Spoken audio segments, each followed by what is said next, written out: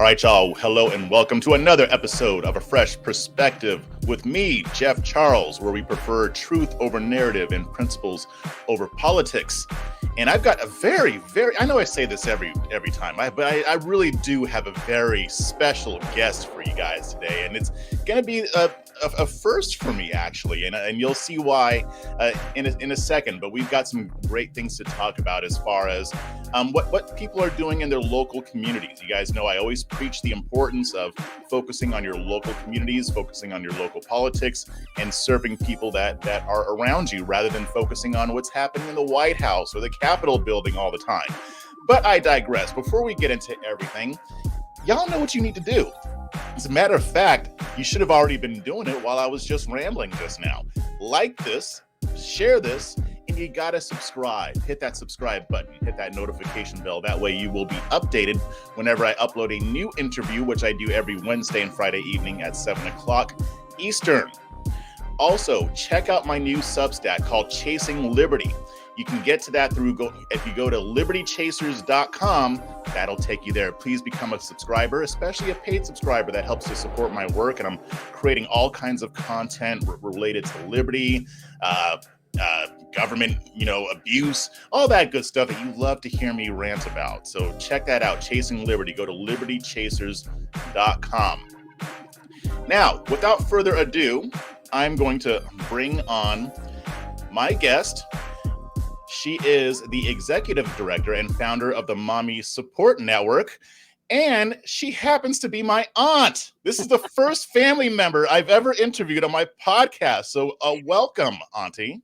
Thank you. Thank you for having me, and I love the full disclosure. That's right. So I wanted to bring you on because you've got some pretty interesting stuff going on up there in Georgetown, Texas. Like I mentioned, you're the founder of the Mommie Support Network. So I want to talk a lot about that, and I want to talk about this fundraiser that we're looking at here. So before we get into all of that, why don't you tell us a little bit about yourself? Yeah, so I am a mom. I have a daughter. She's an adult daughter now, and I've lived in Central Texas for about 18 years now, originally from California. And my life's work is supporting moms. That's my passion. That's what God has directed me to do. So actually, can you kind of walk me through that? How did God lead you to helping moms? Yeah, by a rough and dark road. Ooh, isn't it always? Yes.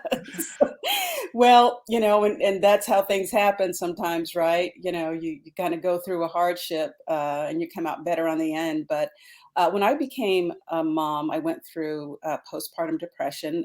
Back then, they didn't know really what it was, like they know today what postpartum depression is. And it gets a lot of press today.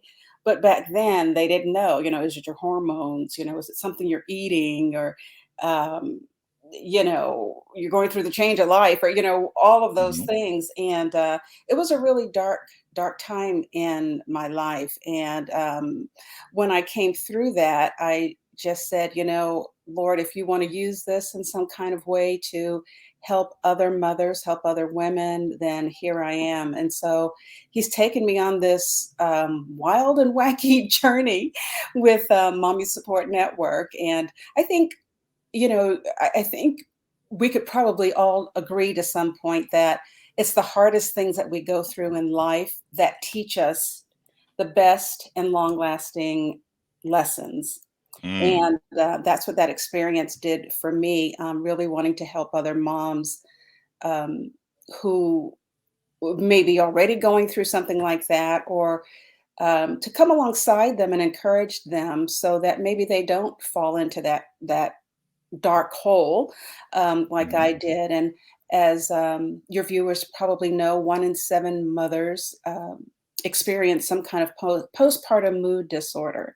Mm. And that number is way too high. And it's probably even higher because there are cases we don't even know about. Yeah, So, I didn't even know that. You mentioned that when we were talking yesterday, and 1 out of 7. That's a yes, lot. yes, it is a lot. And one of the things that studies have found is that when a woman becomes a mother, the two most important people in her life is her spouse or her partner Hmm.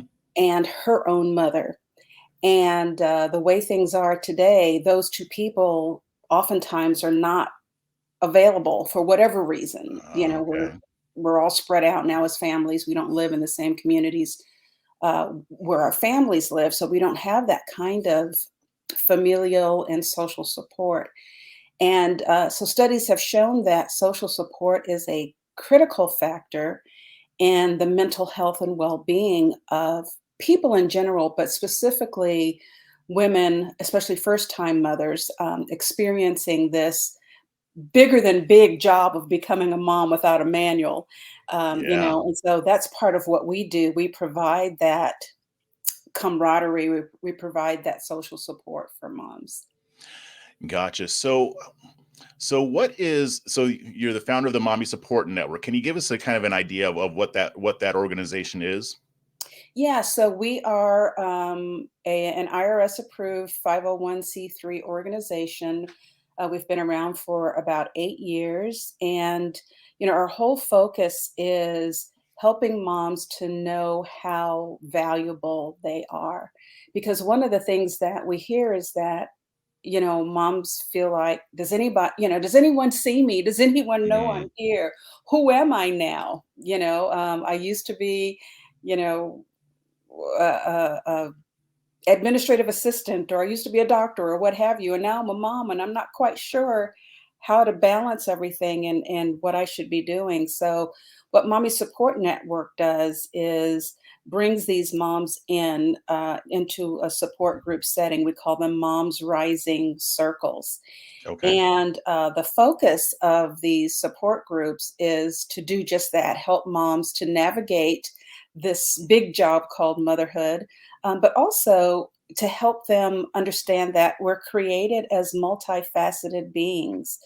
I know when I became a mom, I felt like in order for me to be a good mom, I have to just toss everything aside, my career, my Mm, dreams, my um, outlook, everything had to be tossed in order for me to dedicate myself as a mother. And what I've since learned is that, yes, we're a mother. And certainly when our kids are young, that is the most important job.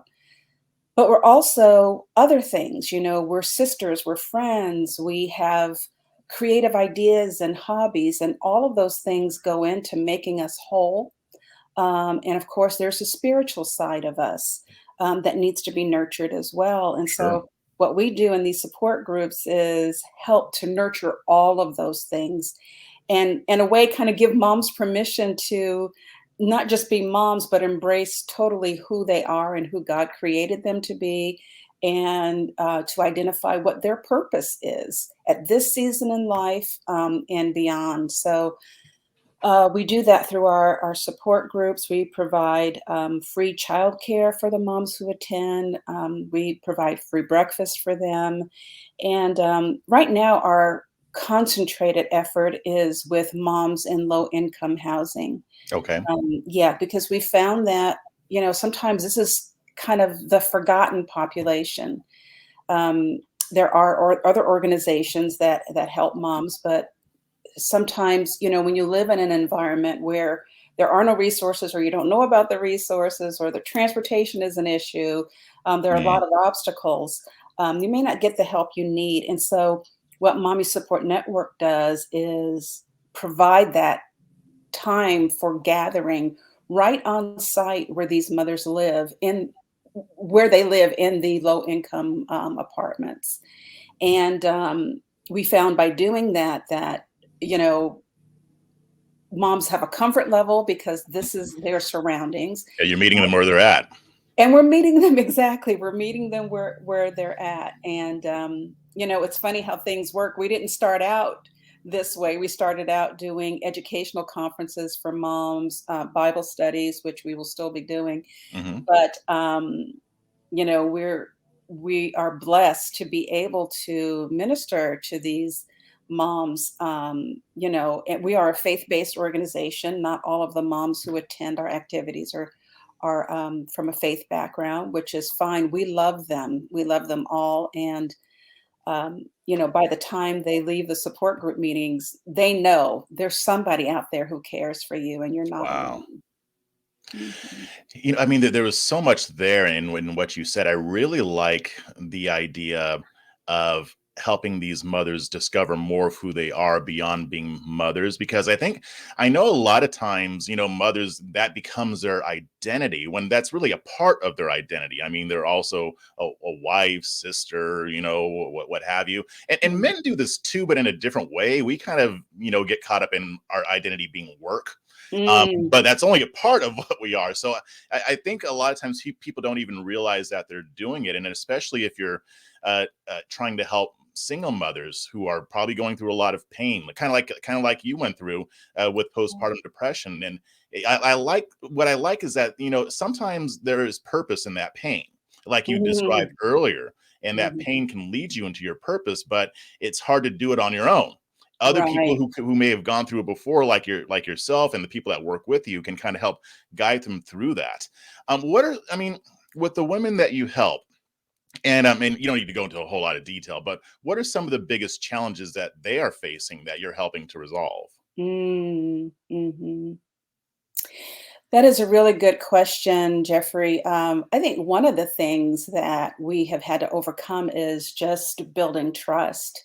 Mm, We have spent the last couple of years with the low income apartment units where we have our support group meetings.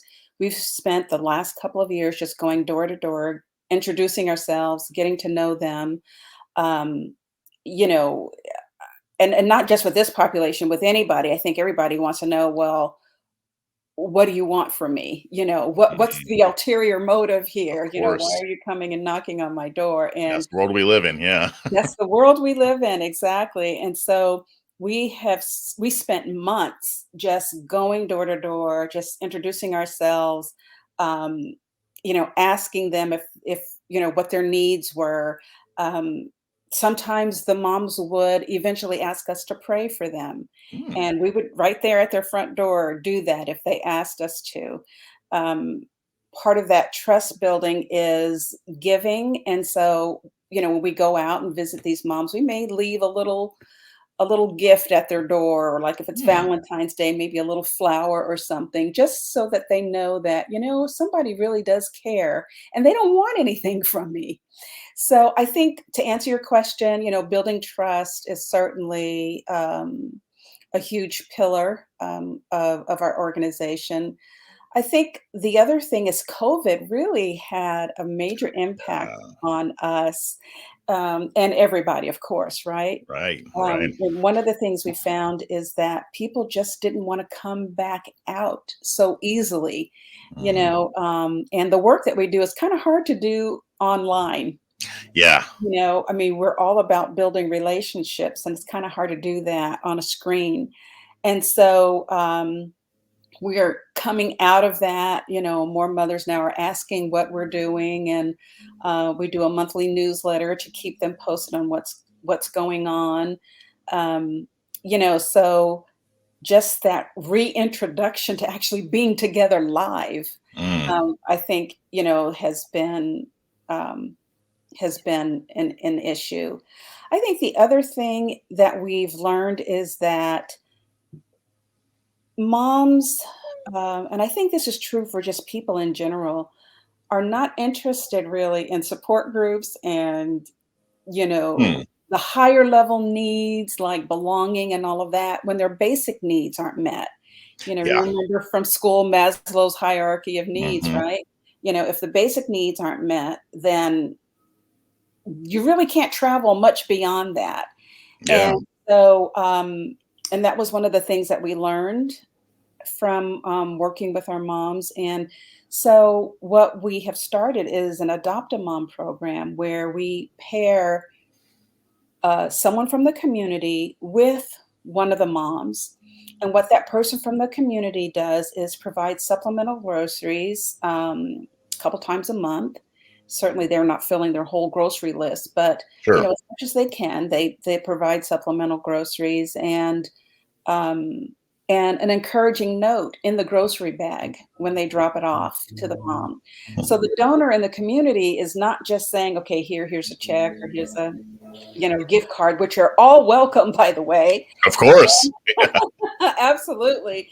But, they actually are over time developing a relationship with that mom. And our goal is to have these donors not just fulfill that basic need of supplemental groceries, but also be a mentor to that mom. That's the big vision here because let's face it, being a mom is hard. To me, it's the hardest job in the world. And And there's no instruction manual, like you just said.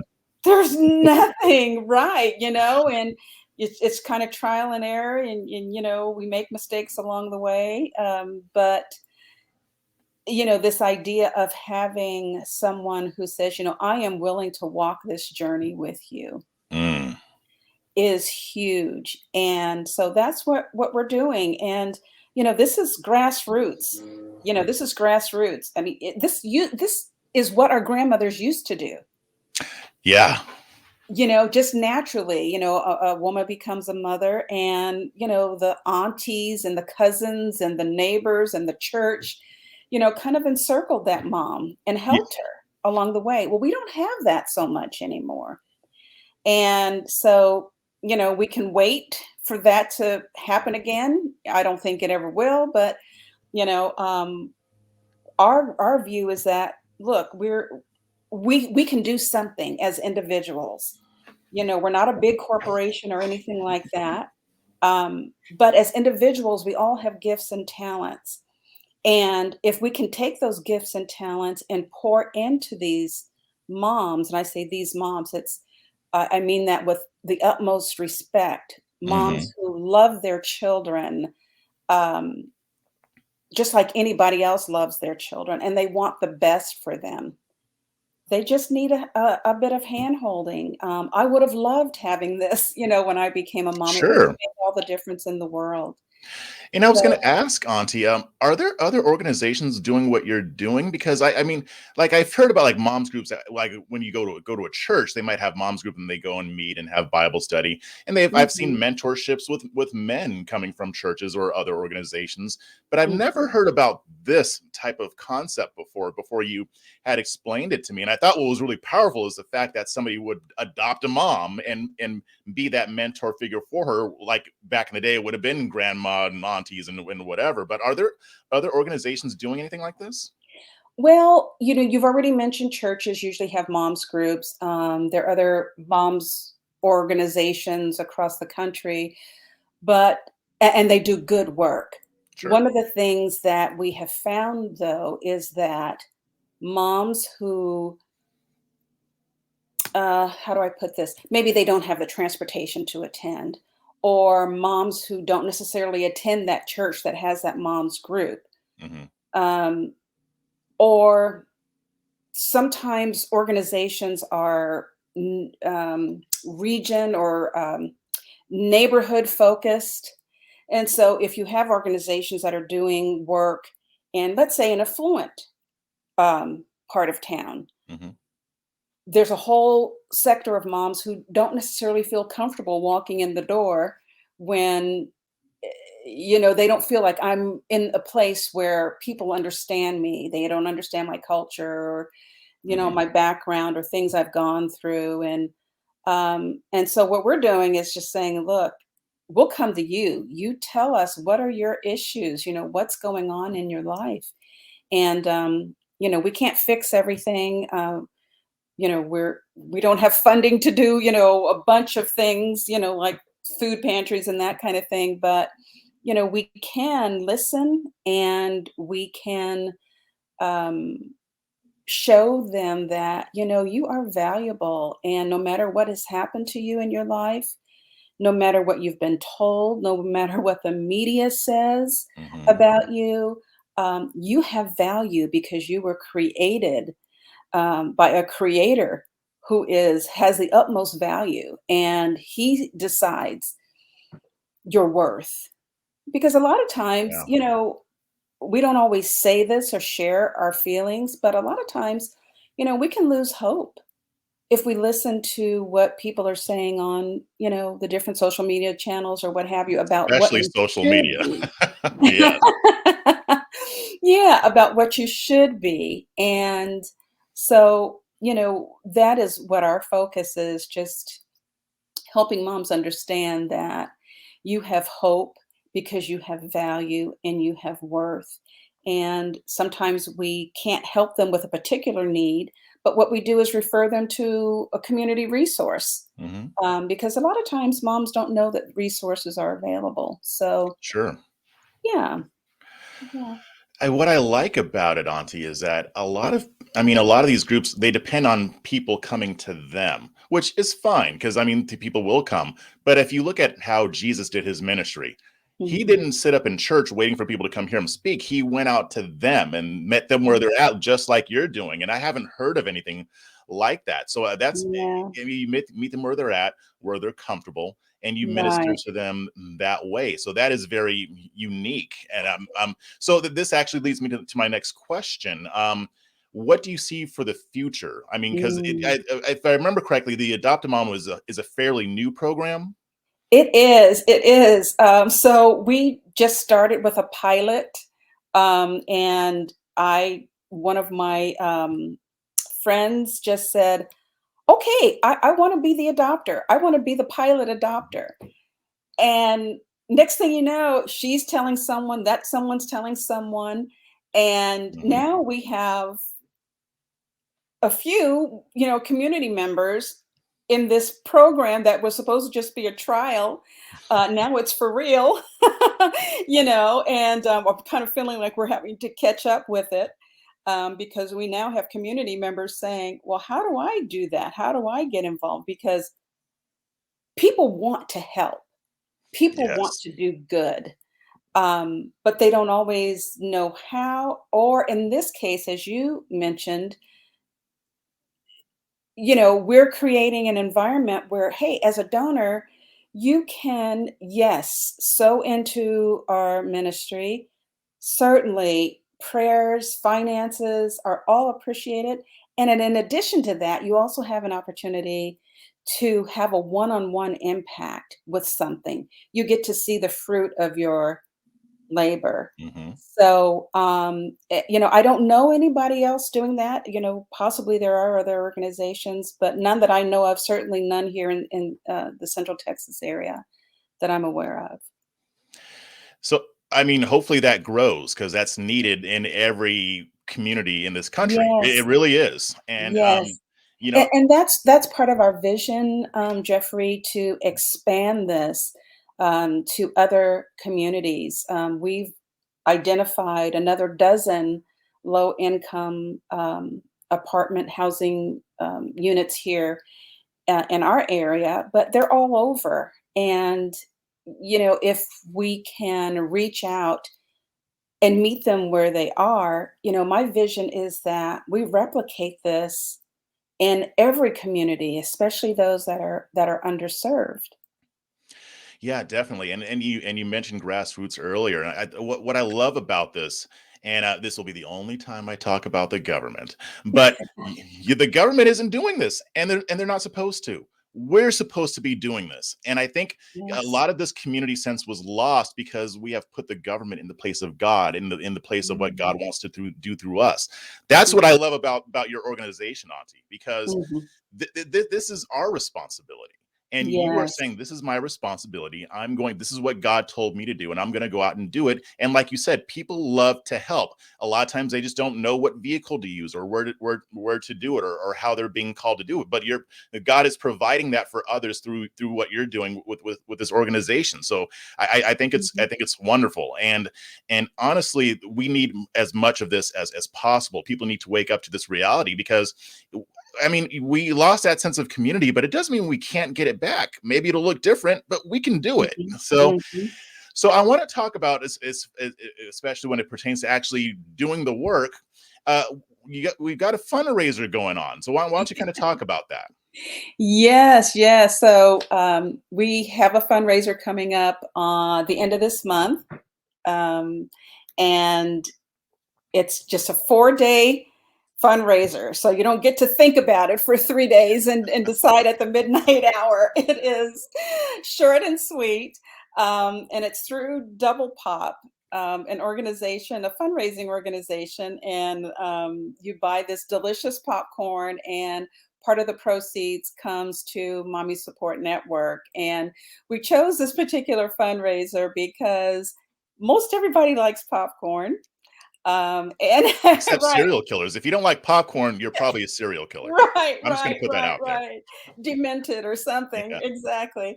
So we thought it would be a fun, kind of lighthearted way to raise funds for what it is we're trying to do and to grow. And, so this is our first time doing a fundraiser this way. But, like I said, and they have all different kinds of flavors. Yeah, I was pretty amazed. You're right. Exactly. Exactly. And it's summer, kids are home from school. It's a nice little snack, and it's a way to say, okay, I get to buy something and get something back. And at the same time, I'm helping this organization who is trying to help moms and families. Great, great. Well, I'm going to put the links to all of that in the show notes. But definitely first off, you love popcorn. So y'all get some popcorn, and you're going to be helping a very worthy cause. I mean, there aren't, I can't think of a whole lot of causes that are more worthy than helping mothers. Mothers be the type of mothers they need to be for their children, for themselves, for their communities, for their families. So, popcorn aside, you'll be giving to something that really benefits various communities. Before we sign off, Auntie, why don't you let everybody know where they can find all of your work and everything else? Sure, sure. So our website is Mommy, and we spell Mommy Mommie. So that's mommysupportnetwork.org. We're also on Facebook and Twitter and Instagram.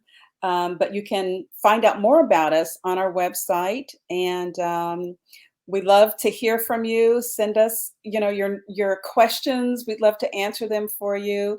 If you know of an organization maybe that's doing something similar in your community, I'd like to know about that as well. Um, I think that's it.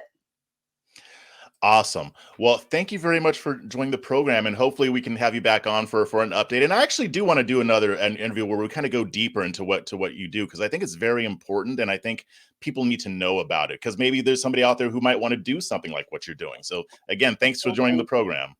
Thank you so much, Jeffrey.